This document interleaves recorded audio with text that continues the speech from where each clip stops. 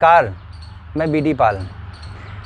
इस वीडियो में आपसे बात करेंगे कि कंपाउंड सेंटेंस बनाते समय इलेटिव कंजंक्शन का प्रयोग कैसे करते हैं। देखिए, आप देख रहे होंगे इसके पहले के वीडियो में, इससे जब आप भी टॉपिक पढ़ रहे होंगे तो इससे पहले आप 2 वीडियो हमारे देख चुके होंगे जो कंटिन्यू पढ़े हुए हैं, जो कंपाउंड सेंटेंस बनाने के लिए ही डाले गए हैं। तो इसमें क्या है कि कंपाउंड सेंटेंस बनाने के लिए हमारे पास कम से कम कोऑर्डिनेटिंग कंजंक्शन होना चाहिए, और कोऑर्डिनेटिंग कंजंक्शन 4 प्रकार के होते हैं।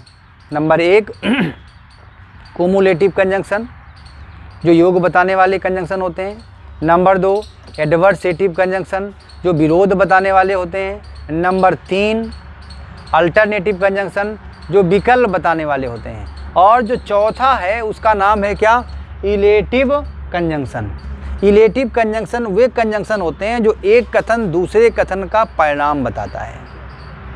ठीक है, अब हमने आपसे कहा था कि जब ये परिणाम बताएगा तो आपको यहाँ समझना क्या है। यहाँ पर आपको समझना है कि जो कंजंक्शन होते हैं ये होते हैं सो मीन्स क्या होता है, इसीलिए।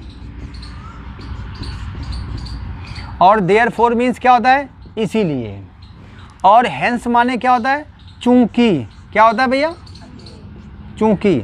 या कॉन्सिक्वेंटली माने क्या होता है, फलता या अतः, ये लिखा हुआ है, ऊपर लिख दिया था। और फॉर मीन्स क्या होता है, फॉर मीन्स भी होता है चूंकि। अगर आप इन सारे शब्दों को देखेंगे तो आप ये पाएंगे, चाहे सो हो या देयरफॉर या हेंस हो या कॉन्सिक्वेंटली हो या फॉर हो, ये सारे ऐसे कंजंक्शन हैं जिन्हें कोऑर्डिनेटिंग कंजंक्शन के रूप में जाना जाता है। और ये ऐसे कंजंक्शन हैं जो इलेटिव कंजंक्शन के नाम से जाने गए हैं।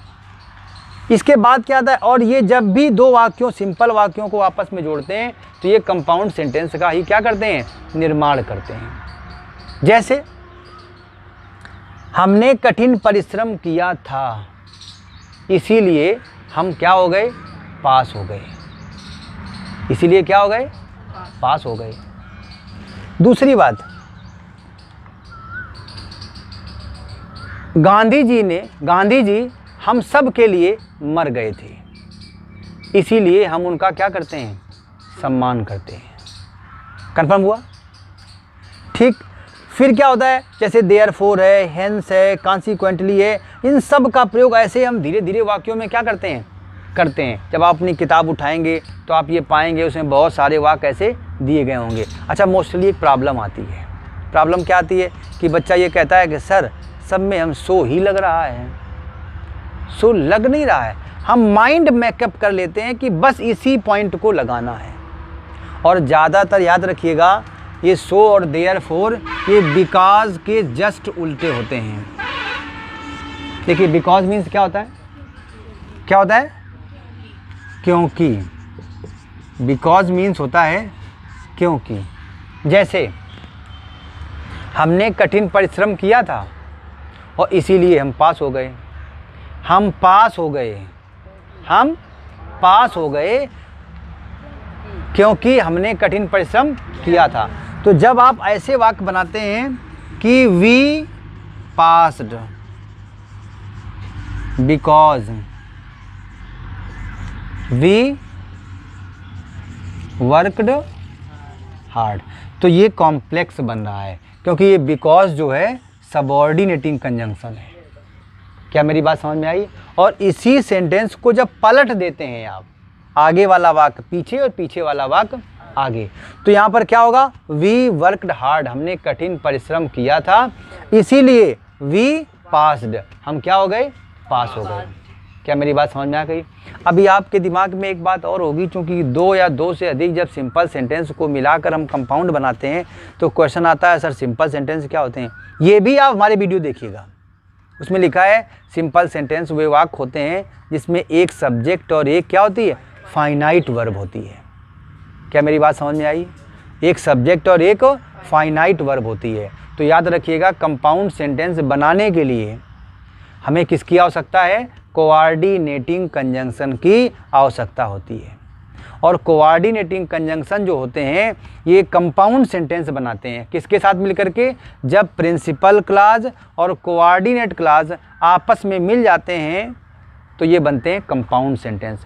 और कोऑर्डिनेट क्लॉज बनता कहाँ से? जहाँ से कोऑर्डिनेटिंग कंजंक्शन प्रारंभ होते हैं। जैसे ये वाक्य दिया गया है, इस वाक्य को अगर हम यहाँ पे लिखें कि वी वर्कड हार्ड और सो वी पास्ड, तो यहाँ पर बात यह आएगी जहाँ से कोऑर्डिनेटिंग कंजंक्शन प्रारंभ होता है वहीं से कोऑर्डिनेट क्लॉज प्रारंभ होता है। तो ये आपका यहाँ से यहाँ तक क्या है? कोऑर्डिनेट क्लॉज है। और ये आपका क्या है? ये प्रिंसिपल क्लॉज है। क्या मेरी बात समझ में आई? अगर हम इसकी बात करें, ये कॉम्प्लेक्स है, तो कॉम्प्लेक्स सेंटेंस जो होते हैं इसमें एक प्रिंसिपल क्लॉज और दूसरा सबऑर्डिनेट। सबऑर्डिनेट क्लॉज वहीं से प्रारंभ होता है जहाँ पे सबऑर्डिनेटिंग कंजंक्शन आरंभ होता है। जैसे ये प्रिंसिपल क्लॉज है और ये आपका क्या है?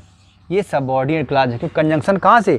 जहाँ से कंजंक्शन प्रारंभ होता है वहीं से या तो कॉम्प्लेक्स सेंटेंस प्रारंभ हो जाता है, सबऑर्डिनेट क्लॉज प्रारंभ होता है या कोऑर्डिनेट क्लॉज प्रारंभ हो जाता है। दूसरी बात, कंजंक्शन दो काम करता है।